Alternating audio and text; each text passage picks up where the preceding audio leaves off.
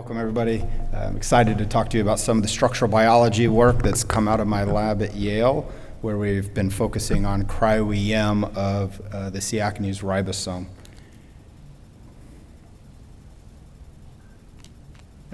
These are my disclosures.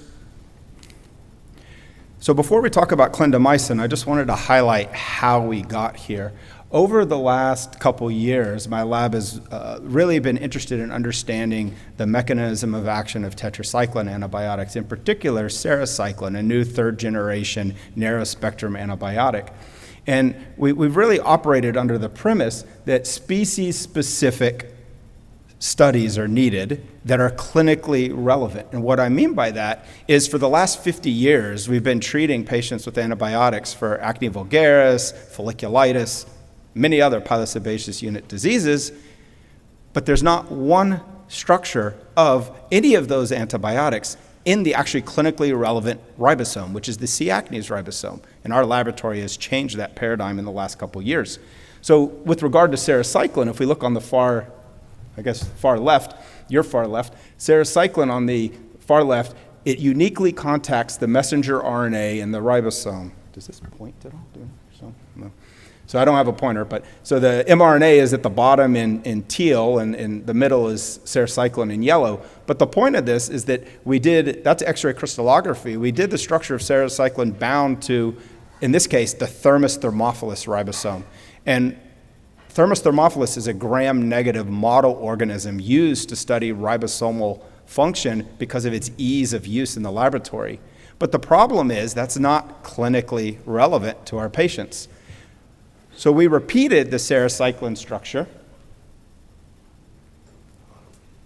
Sarecycline structure looking at the Cutibacterium acnes ribosome using cryo-electron microscopy, which is a little bit different than X-ray crystallography. And what happened? We found an entire second active site for this antibiotic.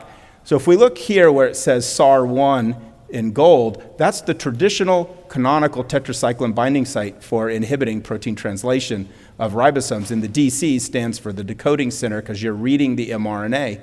So that's sarecycline site 1. But with our cryo-EM structure, we found sarecycline site 2 in the peptidyl transferase center.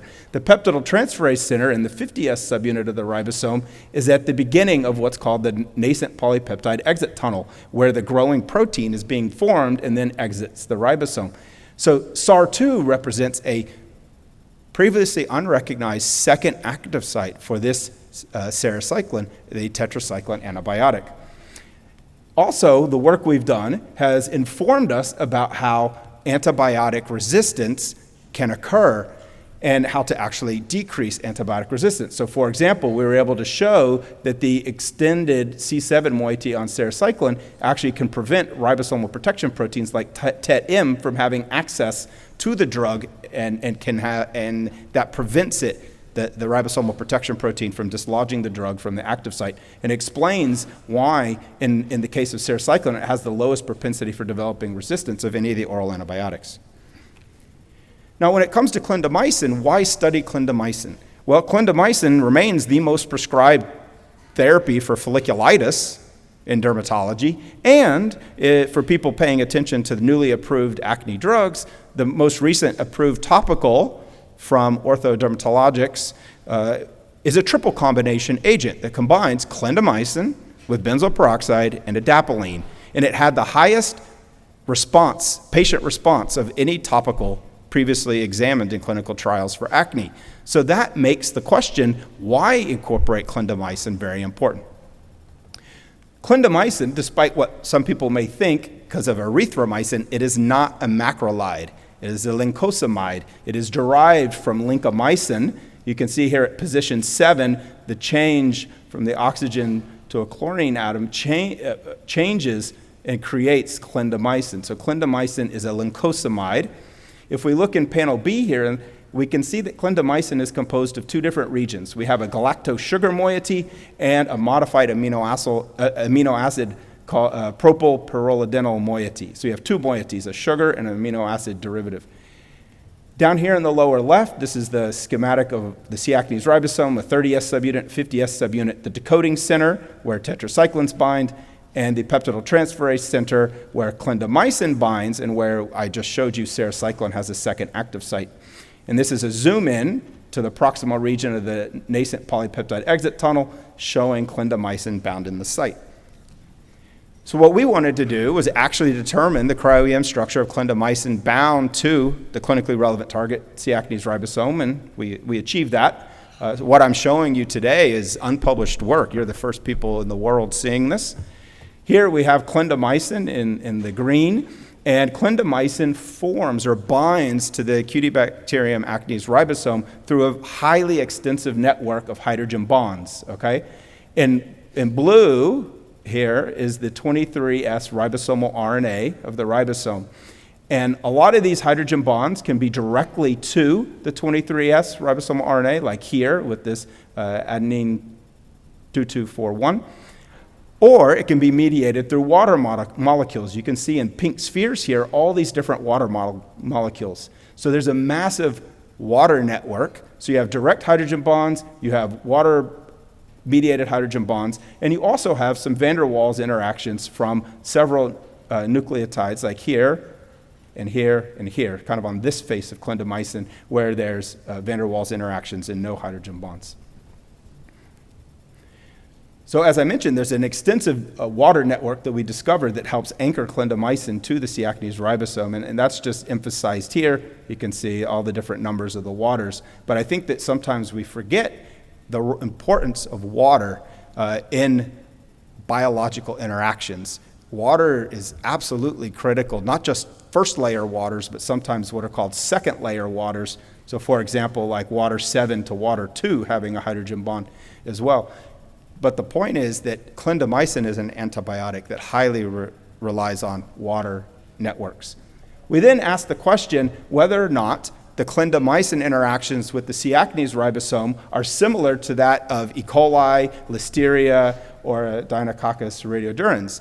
And the reason to ask this is, well, we just recently found that sarecycline is very different in how it binds, whether it's the Thermus thermophilus or the Cutibacterium acnes ribosome. So we asked whether there's differences in clindamycin. And in the case of clindamycin, however, the answer is a little bit different in that it's highly similar how clindamycin binds at least these 4 different bacterial species. So what about the key interactions of clindamycin with the 23S ribosomal RNA? What we're able to observe in our cryo-EM density is very strong hydrogen bonds between this particular nucleotide and the sugar end of the clindamycin, which is here. So you can see the 2 oxygen atoms, and then you see 2 nitrogens, which form really nice, strong hydrogen bonds. So it's a great example of the specificity of clindamycin for the C. acnes ribosome. So how is it that it actually inhibits protein synthesis, right? We just saw, when I say just saw, I think that was the other room where I was giving a different lecture. But I'll tell you that we see a lot of, and when you do single-cell transcriptomics, we see a lot of elevation in ribosome biogenesis in a lot of processes because protein translation is so important to cellular processes. So here's what happens. If we ignore clindamycin for a second, normally your A site tRNA is bringing an amino acyl moiety to the P site tRNA to have it transferred over to have the growing polypeptide right out of the exit tunnel. And this hydrogen bond here between the A site and the P site tRNA is really important. But look what happens when clindamycin is bound to the ribosome. The propylpyrrolidinyl moiety of the clindamycin actually interferes with the A site tRNA access, and so therefore you stop protein or peptide elongation. The mechanism of clindamycin antimicrobial resistance is important. We've heard or talked about, and I'm sure everyone is very well aware of, the global epidemic of antimicrobial resistance. And clindamycin has been one of those molecules that's had a lot of antimicrobial resistance develop against it. So what we're able to learn from our structure is a few things, a few reasons why that resistance may occur. So I wanted to start here. If we just look at the adenine 2241, we can see that you have the normal nitrogen-oxygen pairing in this from the clindamycin, which helps for strong binding. But if you mutate that to guanosine, what happens is now you have an oxygen. So you have oxygen to oxygen, which is more repulsive, and therefore that's one mechanism of resistance would be a nucleotide mutation. But a lot of antimicrobial resistance can also occur from methylation. So in particular, what I'm showing here is dimethylated adenosine here in this position actually creates massive steric clashes with this end of the sugar end of the clindamycin, and that means that clindamycin wouldn't be able to bind. So it's a mechanism. Dimethylation of nucleotides is a mechanism for antimicrobial resistance. There's also other methylation that can interact down here to prevent clindamycin. So ultimately, what I've shown you is the first cryo-EM structure of clindamycin bound to its clinically relevant target for dermatology, which is the Cutibacterium acnes ribosome. Here on the left is that ribosome. Here's the peptidyl transferase center. And if we zoom in, I show clindamycin's position compared to erythromycin and compared to the second sarecycline site, showing that each of these antibiotics that we use in dermatology, while they bind all in the peptidyl transferase center region, they're binding by unique chemistry in very different places. And lastly, I'll just highlight that there's a number of different anti-inflammatory properties of clindamycin, including an inhibition of number of cytokines, as well as obviously protein translation and C. acnes growth. This is a table taken from a review paper, but one that we are revising in a forthcoming paper on clindamycin that myself and others are publishing. So with that, this is my team, and I'll just acknowledge the funding for this work, which is Ortho Dermatologics Bausch Health. Thank you.